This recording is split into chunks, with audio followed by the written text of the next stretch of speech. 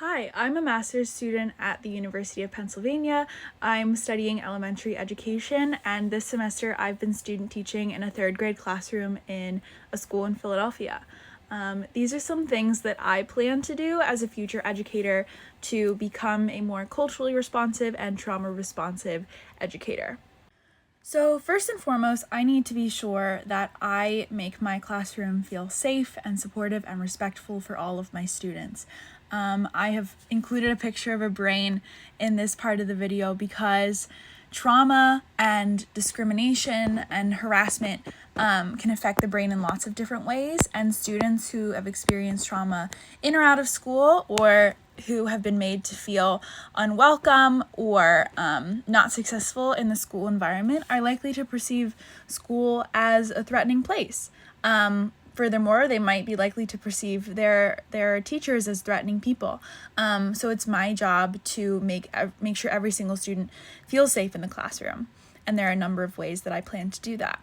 The first way that I plan to make sure all my students feel safe in the classroom is to build relationships with them. Building relationships is something that folks talk about a lot in the education community, but that's because it's really important, and building relationships is a crucial step to becoming a good educator. So one of the ways that I intend to build relationships with my students is to greet them outside the classroom every morning, like is shown in this photo. Greeting them by name, asking them how they're doing, checking in with them, seeing how they're feeling today. That can be a really great way to start the day off positively. Something else that I have found to be successful and something that I would like to continue doing is to connect with students about their interests, whether that's talking to them about a Spider-Man movie or asking them about a sports game or talking to them about an artist they like. Connecting with them about their interests is a really great way to let them know that they can trust you and that they can connect with you. A second way that I hope to make the classroom feel safe for all my students is to emphasize the importance of respect, and therefore ensure that no bullying is tolerated in my classroom. It's really important that I emphasize that they respect not just adults, but each other and themselves, and that includes being inclusive and supportive of everyone in the classroom. And a third way that I hope to make everyone feel safe is to encourage growth mindset and academic risk-taking. Sometimes the best way we can grow is through our mistakes, and I want kids to feel safe to do that in our classroom. Come back for part 2 of more ways I hope to grow as a culturally responsive and trauma-responsive educator. Hello, here is part 2 of the things I will be doing as a new teacher to become a more culturally responsive and trauma-responsive educator. Another important component to helping children be successful in school and in life is recognizing how emotions impact our behavior. Research has shown that before students can even begin to receive new information, do any kind of complex problem solving, even engage socially with others, they need to be emotionally regulated. And there are several ways that I intend to help my students practice emotional regulation and recognize their own emotions for themselves. The first way that I hope to help students with their emotional regulation is through the use of mindfulness and movement activities, especially during transition time. These are times like the very beginning of the day, after recess or lunch. Students are coming in with all sorts of emotions at all sorts of levels of regulation and dysregulation, and it's really important to give them a chance to center themselves, calm their bodies down before we immediately jump back into any kind of academic work. These mindfulness and movement activities might include yoga or other movement exercises or breathing and meditation, as well as tactile activities like playing with Play-Doh or kinetic sand and watching calming video at the same time. The second way that I hope to help students with regulating their emotions is through the use of a calming corner. This is something I hope to build in my classroom next year, and it will be a space where students can go to feel their feelings and express them in a safe way.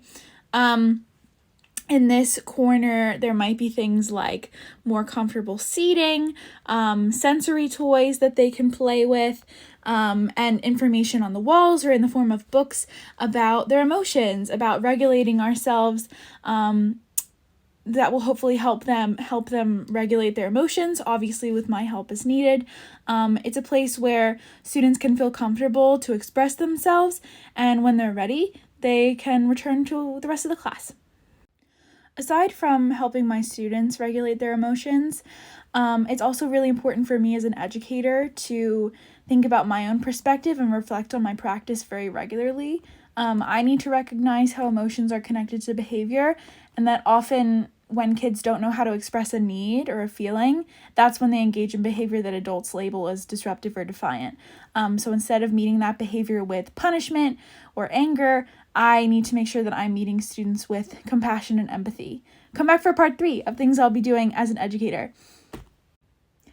Hello, this is part 3 of things that I will be doing as a new teacher to become a more culturally responsive and trauma-responsive educator.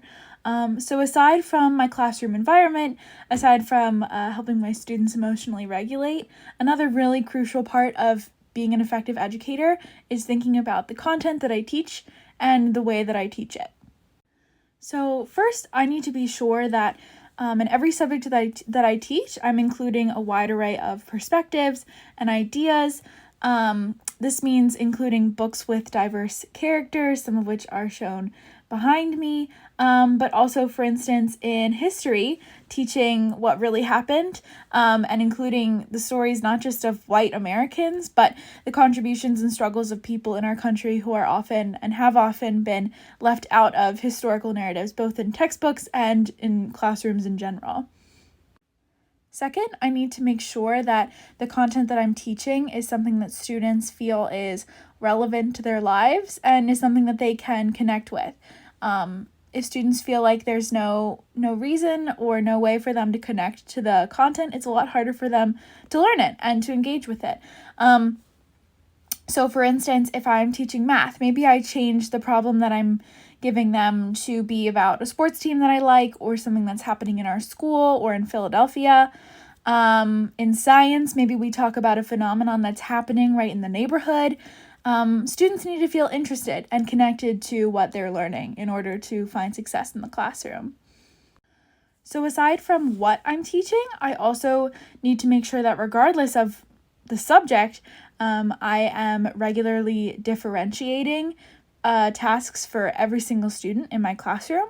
That might mean giving students slightly different math problems on their worksheet, having them read passages at different lexile levels, or it might also mean adjusting my goals and my objective for each individual student depending on their skill level and what feels like an appropriate challenge for them. I know that I can also be more effective and responsive in my teaching practice by presenting information in multiple ways. For instance, if I'm giving directions, maybe saying them orally and also writing them down. Or if students are asked to do a task, giving written directions and also giving them a visual so that they can understand what is expected of them. Aside from that, also breaking tasks down and scaffolding them into smaller pieces can be very helpful as well. Lastly, I need to make sure that I am maintaining high standards for all of my students. Lowering expectations because of a student's identity or circumstances is a disservice to them, and so I need to make sure that I'm maintaining those high expectations for all of my students. Come back for part 4. Hello, this is part 4 of things that I intend to do as a new teacher in order to become a more culturally responsive and trauma-responsive educator. So another crucial element of being an effective educator is recognizing the importance of families and communities that surround our students. Building connection with family and community can happen in a number of ways. For instance, I intend to reach out to families at the very beginning of every school year to introduce myself, to make that connection right away, and to check in with families to see what they want to tell me about their student and anything that they expect from me as a teacher in particular. Secondly, I hope to regularly send home a newsletter to students and their families discussing what has happened this week in terms of what we've learned and what we've explored as a class, just to keep families posted and updated on what's been going on. And a third thing that I think is really, really important and something that I will be making a concerted effort to do next year is to regularly send positive messages home about students. Too often the only messages that families get about their kids over the phone or on Class Dojo are negative messages, usually about behavior. So maintaining that positive connection and letting families know what their students have been doing really well is a great way to foster community with families.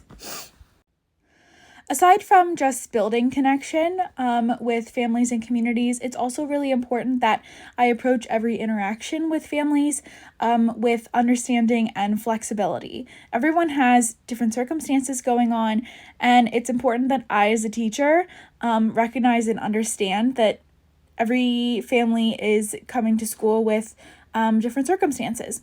So for instance, if report card conferences at my school are scheduled to happen in the middle of the day, I will make myself available by phone at other times in order to meet with families, because that's a really important part of the school experience. Approaching relationships with families in a flexible way is really, really crucial to helping students succeed in the classroom. Thank you for watching these videos about how I intend to become a more culturally responsive and trauma-responsive educator. I obviously could not include everything, but these are things that I would like to start on, and I know that there's lots of room for growth from there. Thanks.